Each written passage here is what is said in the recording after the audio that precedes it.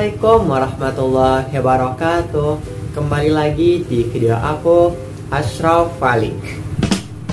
Alhamdulillah akhirnya aku buat video cara belajar yang efektif, khususnya buat kamu yang ingin mengikuti ujian SSE UMPTKIN tahun 2023. Video ini udah banyak banget request dari kalian. Bang, kasih tahu dong aku nih belajar UMPTKIN dari mana ya? Bang, kasih tahu dong cara belajar efektif sehingga Bang bisa lolos MPTKIN tahun 2020 waktu itu. Bang, aku kok makin hari makin down ya belajarnya. Kasih tahu dong tips belajarnya. Pokoknya masih banyak banget pertanyaan dari kalian melalui WhatsApp saya ataupun di grup WhatsApp.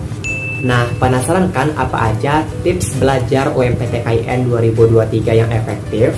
Tapi sebelum itu teman-teman like dulu yuk video ini dan subscribe channel ini supaya aku lebih semangat bervideonya, dan hidupkan lonceng notifikasinya supaya kalian lebih cepat untuk nonton video. Apalagi sebentar lagi saya akan mengupload video pembahasan prediksi UMPTKIN 2023 dan sebagainya. Jadi kalian nggak rugi kok kalau subscribe, itu malahan gratis.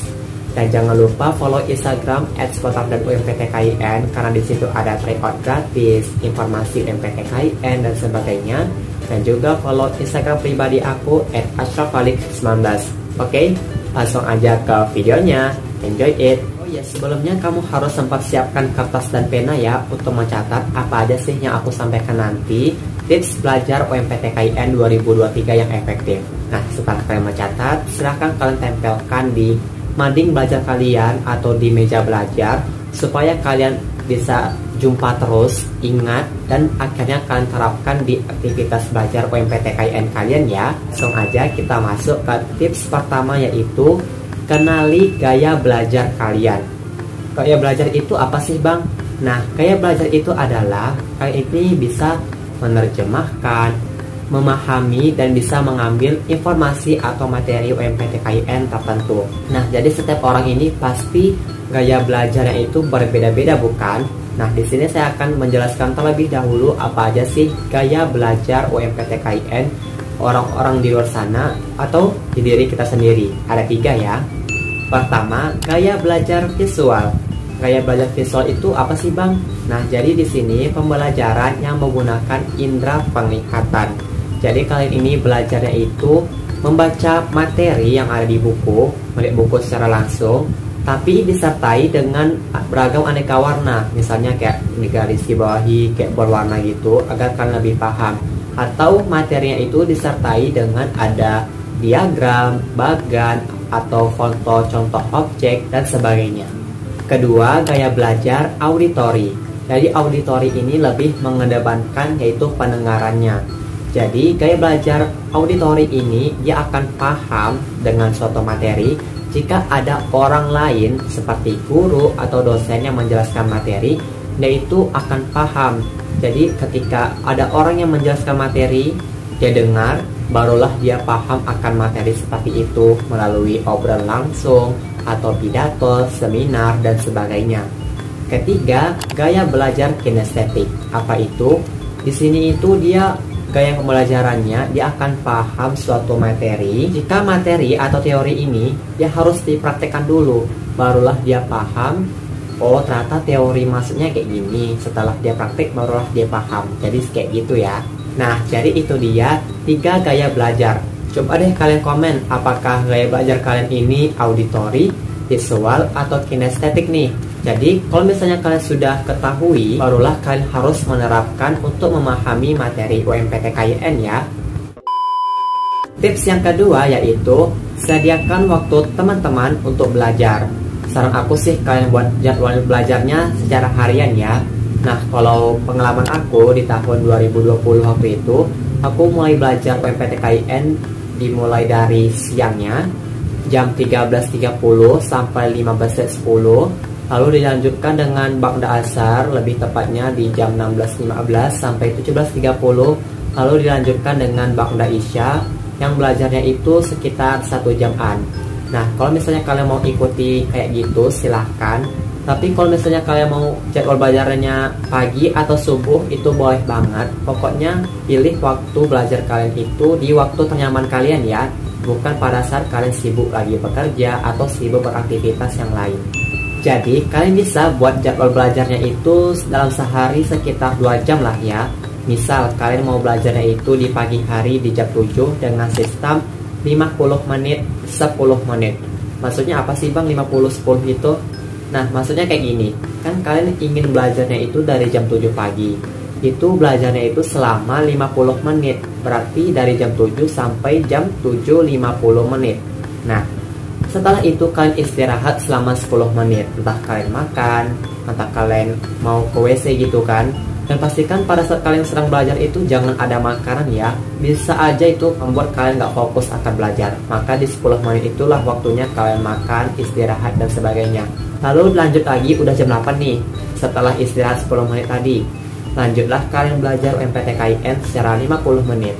Berarti sampai jam 8 lewat 50 menit.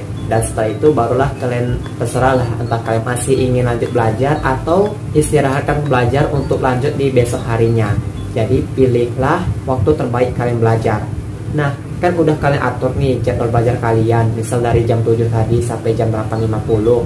Silahkan kalian tulis di kertas, lalu kalian tempelkan di meja belajar kalian atau di banding belajar kalian, supaya kalian tidak lupa bahwa oh iya hari ini aku akan belajar UMPTKIN 2023. Pokoknya jangan sampai lupa, oke?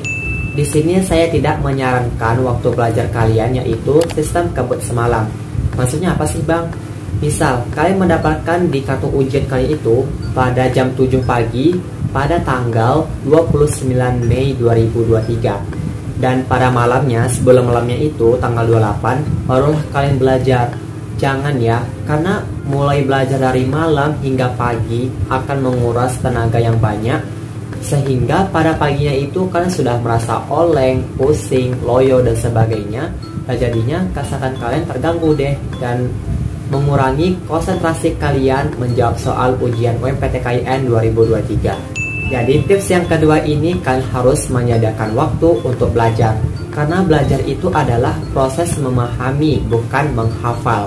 Kalau misalnya kalian belajar secara memahami, walaupun nanti ada soalnya itu dicungkir balik, maksudnya tuh kayak berubahnya tuh berubah banget, maka kalian insya Allah tetap kalian bisa menjawab soal itu, karena kan kalian udah memahami.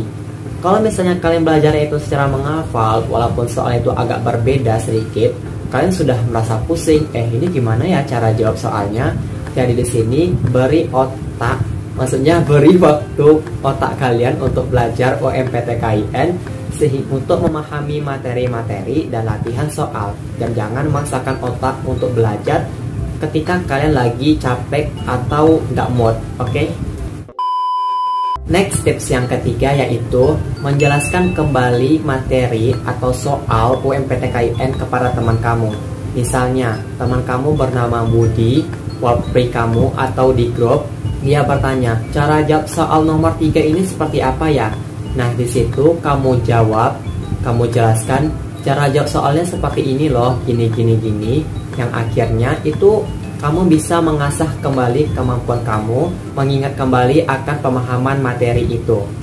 Kalau teman kamu gak ada nih yang mau dengerin kamu menjelaskan materi UMPTKIN, soal pembahasan UMPTKIN, kamu bisa menjelaskannya itu kepada dirimu sendiri aja. Jawab gini, kayak belajar itu kayak sambil ngomong gitu. Dulu saya kayak gitu juga, kayak orang gila gitu ya. Tapi gak apa-apa, pokoknya kalian intinya di sini kalian harus mengulang kembali materi yang sudah kalian dapatkan. Jangan kalian hanya belajar sekali saja karena itu bisa menjadi lupa. Kalian terus mengulangnya kembali sehingga ilmu kalian bertambah kuat, ingat kalian kuat, dan kalian sudah tahu di mana perkembangan memahami materi itu. Lanjut, tips yang keempat ini tuh nggak kalah penting dari tips-tips sebelumnya, yaitu latihan soal. Kalian itu harus berlatihan soal tiap hari. Misal satu hari kalian menjawab soal 10 soal minimalnya lah ya, karena kan ini udah mendekati ujian UMPTKIN 2023. Nah, jadi kalian harus melatih menjawab 10 soal ya, walaupun itu banyak, tetapi itu akan menjadi ingatan kalian makin kuat. Dan kalian tiap hari itu apakah 10 soal yang saya jawab yang berbeda-beda itu, apakah skor nilai saya makin tinggi atau menurun. Kalau misalnya menurun, kalian pelajari lagi lebih kuat. Kalau misalnya tinggi, tetap kalian pelajari juga. Jangan sampai kalian tidak ulang lagi kembali pelajarannya. Jadi latihan soal yang sebanyak-banyaknya ya, jangan pernah bosan. Ingat, walaupun kamu belajar hanya setetes ilmu saja, insya Allah itu akan bermanfaat untuk hari ini, besok, atau di hari kemudian. Ingat juga, hasilnya itu tidak akan pernah mengkhianati proses. Jadi saya sarankan kepada kalian untuk tetap berproses, dan berproses sehingga kalian mendapatkan suatu hari yang cerah. Tips yang keenam, ini sebenarnya untuk tips yang pertama ya seharusnya. Sebelum kalian belajar, pastikan suasana belajar kalian, misalnya belajar di kamar nih, di meja. Pastikan di meja belajar kalian itu dalam suasana yang rapi ya. Kalau misalnya dalam keadaan berantakan, segera kalian rapikan. Nah, setelah kalian rapikan, jangan pula kalian rebahan. Biasanya kan gitu kan, capek beres-beres meja belajar. Stop, jangan langsung kalian rebahan, karena pasti akan keterusan nanti untuk rebahan, malah tidak melanjutkan belajar. Jadi di sini kalian harus merapikan meja belajar kalian, karena itu akan berdampak untuk suasana belajar kalian. Kalau misalnya kalian udah bosan nih belajar di kamar terus, di meja belajar, atau di mana gitu kan, di rumah, kalian bisa belajarnya itu di luar ruangan, di luar rumah, seperti di taman atau di kafe. Pokoknya cari tempat suasana yang nyaman dan jauh dari keramaian, oke? Dan tips yang terakhir atau keenam, ini tuh penting banget dari tips-tips yang sudah saya sebutkan sebelumnya, yaitu tidur yang cukup. Nah, jadi walaupun kalian belajar secara terus-menerus, tetapi kalian jangan pernah lupa yang namanya istirahat. Misal kalian dapat waktu belajarnya itu di malam hari dari jam 8 sampai jam 9 gitu kan. Kalau misalnya udah jam setengah 10 atau jam 10, itu lebih baik kalian udah beristirahat.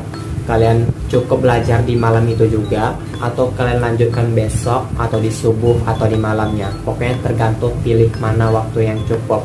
Kalau misalnya kalian belajar terus menerus, kalian udah ngantuk, itu apa yang kalian pelajari itu nggak akan dapat atau masuk ke otak kalian, itu akan susah mengingatnya. Otak teman-teman itu seperti mesin mobil, kalau misalnya dibawa perjalanan jauh tanpa istirahat yang mengakibatkan mesin mobil itu panas dan menjadi rusak. Nah, maka begitu juga dengan otak teman-teman. Kalau misalnya kalian belajar secara terus menerus, udah otak ini udah lelah kayak panas, kalian belajar juga itu akan menjadi kalian pusing, loyo, ngantuk, udah nggak fokus lagi kemana-mana. Jadi di sini kalian harus menjaga pola tidur kalian juga ya. Ya minimal dalam sehari itu 8 sampai 10 jam dalam sehari. Misalnya 8 jam untuk di malam hari atau 2 jam di siang harinya. Jadi kalian atur aja, pokoknya jangan kalian tidur dalam sehari itu 5 jam. Jangan kalian begadang. Pokoknya ini demi kesehatan kalian sehingga lancar untuk mengikuti ujian UMPTKIN di hari hanya. Oke? Yaps, itu dia tips belajar UMPTKIN 2023 yang efektif berdasarkan pengalaman diri saya sehingga saya lulus tahun 2020 di pilihan pertama dan berdasarkan pengalaman peserta lainnya. Semoga tips-tips tadi jangan kalian hanya tonton saja ya, harus kalian praktekkan. Oke, semoga kalian lolos di UMPTKIN 2023 di pilihan yang paling kalian inginkan atau PTKIN Prodi yang paling kalian gapai impikan. Oke, jika kalian ada pertanyaan silahkan komentar di bawah atau hubungi nomor WhatsApp saya 0895 1551 2714 dan juga share video ini ke medsos yang teman-teman punya. Sampai jumpa di video aku selanjutnya. Wassalamualaikum warahmatullahi wabarakatuh. Bye bye.